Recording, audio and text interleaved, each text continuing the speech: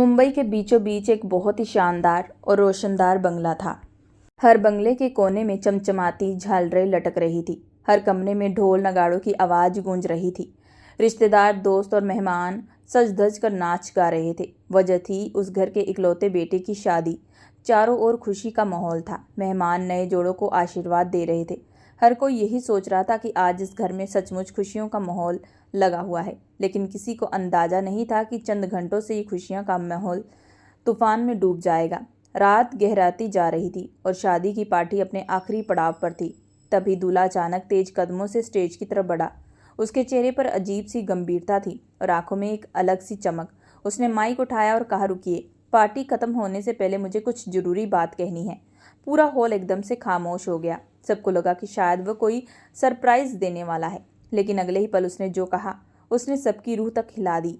उसने अपनी माँ और पिताजी की ओर देखा और कहा, माँ और पिताजी, प्लीज स्टेज पर आइए। माँ मुस्कुराती हुई आगे बढ़ी। पिता के चेहरे पर गर्व था। उन्हें लगा कि बेटा सबके सामने उनका सम्मान करेगा। लेकिन उन्हें क्या पता था कि उनके जीवन की सबसे बड़ी चोट उन्हें यही मिलने वाली है। जैसे ही वो स्टेज पर पहुंचे, बेटे ने ठंडी और सख्त आवाज में कहा, अब वक्त आ गया है कि आप दोनों इस घर को छोड़ दे। हॉल में सन्नाटा छा गया। माँ का चेहरा सफ़ेद पड़ गया। पिता के होठ कांपने लगे। माँ ने रोते हुए कहा, बेटा, ये क्या कह रहे हो? मजाक कर रहे हो ना? लेकिन बेटे ने बेरुखी से जवाब दिया, नहीं माँ, ये मजाक नहीं है। अब ये घर मेरा है और मेरी पत्नी का है। आप लोगों का यहाँ कोई जगह नहीं। चाहे भीख मांगो या कहीं और चले जाओ, मुझे फ़र्क नहीं पड़ता। माँ वहीं ज़मीन पर बैठ गई। उनकी आंखों से आंसू रुकने का नाम नहीं ले रहे थे। पिता ने कांपते हाथों से बेटे के कंधे पर हाथ रखा और कहा, बेटा, इस घर की एक एक ईंट हमने अपने खून पसीने से लगाई है। सब कुछ तुम्हारे लिए किया है और अब तुम हमें ही बाहर कर रहे हो। बेटा खामोश रहा। उसके चेहरे पर जरा भी अफसोस नहीं था। अब कहानी का असली सच सामने आता है। ये कहानी थी मुंबई के मशहूर बिजनेसमैन रमेश जी की, जिन्होंने अपनी मेहनत से बड़ा कारोबार खड़ा किया। आलीशान बंगला, गाड़ियाँ, पैसा, नाम, सब कुछ था। लेकिन पत्नी की मौत के बाद उनका जीवन अकेला हो गया था। उन्होंने सोचा कि बेटे की शादी करवा दूं, बहू आएगी तो घर संभालेगी और बुढ़ापे में उनका सहारा बनेगी। शादी धूमधाम से हुई, बहू आई, लेकिन धीरे धीरे हालात बदलने लगे। बहू और बेटा अब उनसे दूर रहने लगे। अच्छा खाना खुद खाते और उनके हिस्से में बचा कुचा आता। कई बार तो खाना दिया ही नहीं जाता। एक दिन रमेश जी ने देखा कि उनकी थाली में जो रखा था वो तो कचरे में फेंकने लायक था। उस दिन उनकी आंखें भर आई। पर असली चोट तब लगी जब बेटे बहू ने मिलकर उन्हें पागल साबित करने की साजिश रची। दस्तावेजों पर जबरदस्ती हस्ताक्षर करवाए और सारी संपत्ति अपने नाम कर ली। अब रमेश जी उनके लिए बोझ बन गए थे। एक रात उन्होंने चुपचाप अपना ही घर छोड़ दिया। जाते वक्त दरवाजे से आखिरी बार बंगले की ओर देखा। आंखों में आंसू थे और दिल में हजार सवाल। भटकते भटकते वह एक गुरुद्वारे के बाहर पहुंचे। वहां लोग लाइन में बैठकर लंगर ले रहे थे। रमेश जी भी चुपचाप लाइन के आखिर में बैठ गए। कई साल बाद उन्हें किसी ने सम्मान से खाना दिया था। उनके मन में अजीब सी कड़वाहट भी थी और शांति भी। धीरे धीरे उन्होंने गुरुद्वारे में रहना शुरू कर दिया, सेवा करते, भजन गाते और जरूरतमंदों की मदद करते। दूसरी तरफ बेटे ने मोहल्ले वालों से कहा, पापा तीर्थ यात्रा पर गए हैं, और बात वहीं ख़त्म कर दी। लेकिन मोहल्ले वालों के बीच में एक शक का बीज पैदा हो चुका था। वह फटे पुराने कपड़ों में गुरुद्वारे में देखा तो वह चौंक गया। बोला, रमेश जी, आप यहाँ इस हालत में? रमेश जी ने गहरी सांस लेकर कहा, बेटे ने घर से निकाल दिया, अब यही मेरा घर है। समाज में धीरे धीरे ये बात खबर फैल गई। रिश्तेदारों ने मुंह फेर लिया।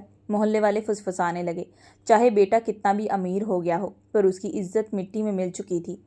समय बीतता गया। एक दिन रमेश जी ने इस दुनिया को हमेशा के लिए छोड़ दिया। उनका कोई अपना नहीं था। गुरुद्वारे की कमेटी ने ही उनका अंतिम संस्कार किया। लेकिन असली मोड़ अभी बाकी था। सालों बाद बेटे के घर एक बेटा हुआ। वह बच्चा बड़ा हुआ और बचपन से ही उसने अपने दादाजी की कहानी सुनी। कैसे उसके पिता ने, माता ने अपने ही पिता को घर से निकाल दिया, कैसे उनकी इजाज़त हड़प ली। ये बातें उसके दिल और दिमाग में गहरी उतर गई। वह बड़ा होकर एक संवेदनशील और समझदार युवक बना। 20 साल बाद जब उसकी शादी हुई और रिसेप्शन में चारों ओर वही रौनक थी, तो उसने अचानक स्टेज पर जाकर माइक उठाया। उसने कहा, सभी लोग धन्यवाद दे, मुझे कुछ खास कहना है। माँ, पापा, प्लीज़ स्टेज पर आएँ। दोनों मुस्कुराते हुए स्टेज पर आए। उन्हें लगा बेटा कोई तोहफा देगा, लेकिन बेटे ने अचानक ठंडी आवाज़ में कहा, अब आप दोनों यहाँ से खुद निकलेंगे या मुझे धक्का देना पड़े। पूरा हॉल सुन रह गया।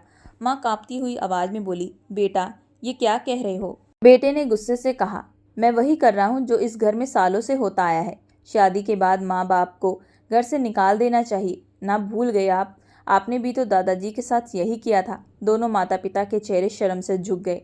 उनकी आंखों में आंसू आ गए। वे बिना कुछ स्टेज से नीचे उतरने लगे, लेकिन तभी बड़ा बेटा दौड़कर उनके पास आया और बोला, रुकिए, मैंने ये सब इसलिए कहा ताकि आपको एहसास हो सके कि आपने दादाजी के साथ कितना बड़ा अन्याय किया था। जब इंसान अपना घर छोड़ता है तो वह सिर्फ दीवारें नहीं छोड़ता, वह अपनी आत्मा और पहचान भी खो देता है। आपने जो गलती की मैं उसे नहीं दोहराऊंगा। उसने अपने माँ बाप का हाथ थामा और उन्हें फिर से स्टेज पर ले गया। लेकिन अब सब कुछ बदल चुका था। माँ बाप के घर के अंदर तो रहे, लेकिन बेटे की नज़रों में उनकी इज्जत हमेशा के लिए खो चुकी थी। उनकी आत्मा पर चोट लगी थी, वह कभी भी भरने वाली नहीं थी। दोस्तों, मैं आशा करती हूँ कि आप लोगों को ये कहानी पसंद आई होगी। अगर आप लोगों को ये कहानी पसंद आई है तो प्लीज़ हमारे चैनल को लाइक और सब्सक्राइब जरूर करें एंड बेल आइकन का बटन जरूर दबाएं।